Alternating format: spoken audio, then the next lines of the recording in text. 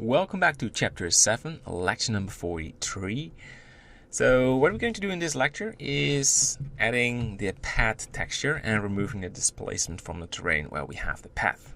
So let's start to go to terrain, and what we need to do is go to shading, and we duplicate the principled shader, and we want to have the gross path 02, and having the diffuse.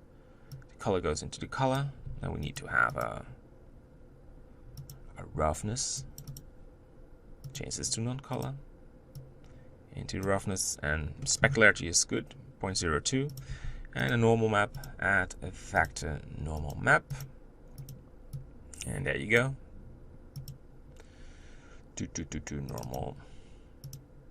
Non-color. Normal into the normal. So we have to add input an attribute attribute. I'm a Dutch man, it's kind of hard for me to pronounce that. Add color mix RGB, and we combine no, it's sort of mix shader and mix RGB mix shader, otherwise it will not match with each other.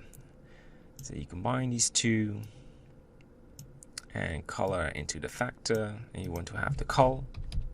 You have to, it's not popping up, so when you have the UV maps you just click it and you can just pick your UV map, but for the vertex group that's working a bit different, so yeah, just have to type in cull. So let's take a look how that looks like. Go to material preview, and look at that, we have our path. So we maybe need to extend this a little bit, making it a bit smaller because this path is huge, solid. Now go to material preview, go to the vertex paint. Well, that takes some time. Not quite sure why this takes so long. There we have it. You get to this tool tab and extend this low. Of course, the subdivision is enabled. And that makes us freezing the computer.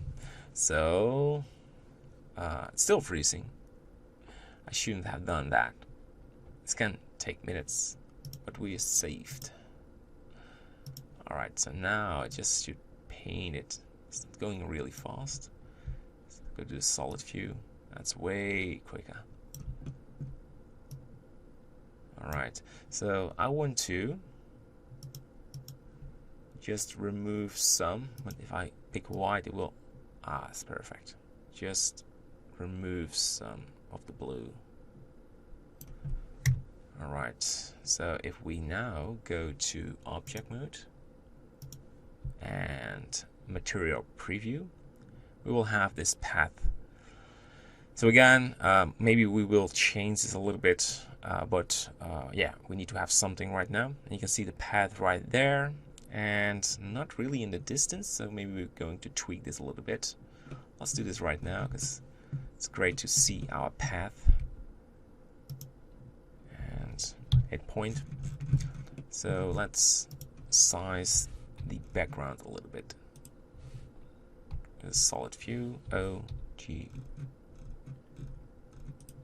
more to the background, and lower this area. Material preview, and scale this a bit. How this looks like. Yeah, you can see a little bit of the path, and we should lower this area as well, because we created this path for a reason. We hide it just behind, so you can see the path right there. Great, good. So next thing we need to do, go to material preview. We have to remove the weight paint. So let's go to the tab. So wait for just disabling, and we probably have to just hide the normals for now. That will speed up our painting process. We have to turn this back. Same for the castle, by the way. So now you can see our path, and we just remove this slightly. bit bigger.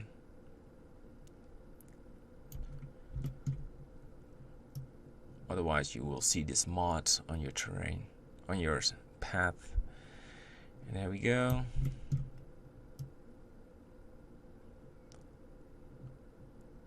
And sort of twisting.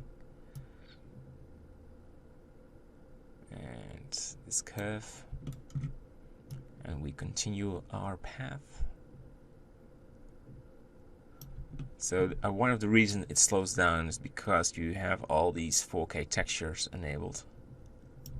So just by disabling these, it will speed up.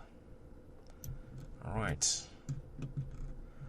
So, not that. Go to object mode. We have to turn this back. So the normal map goes back into the normal. And this normal as well.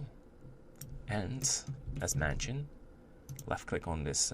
We want to have the normal back into the normal. Good. Go to your camera view after all the textures are loading. So we're building now the scene, so things will slow down more. So we have to do a lot in just in the solid view. But yeah, we just wanted to see the path.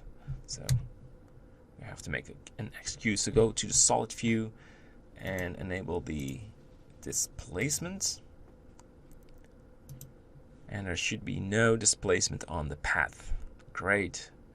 So lovely. Alright, so we can start adding grass in our scene and switching from Eevee to cycles. So we will start rendering after we have sort of a base layer of grass. Then we're going to tune the light direction and slowly adding more nature assets, tweaking the castle. So yeah, from this point it gets more and more excited. So all the hard work will pay off in a beautiful render. So stay tuned. We're not there yet, but we're getting closer. All right, thanks for watching.